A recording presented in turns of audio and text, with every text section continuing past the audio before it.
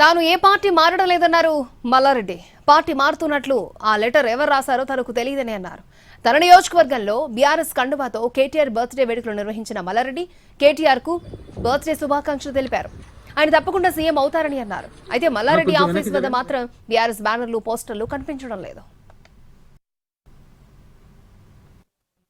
Many happy returns of the day. Happy birthday KTR గారు.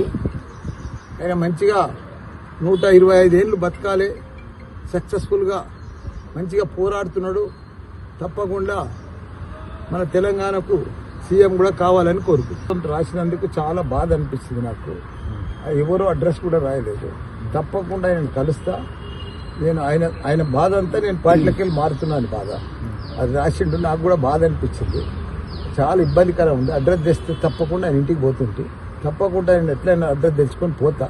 నాకు కూడా బాధ. నేను ఎక్కడ పార్టీలకు పోతాను. ఏ పార్టీలో మారుతున్నాను.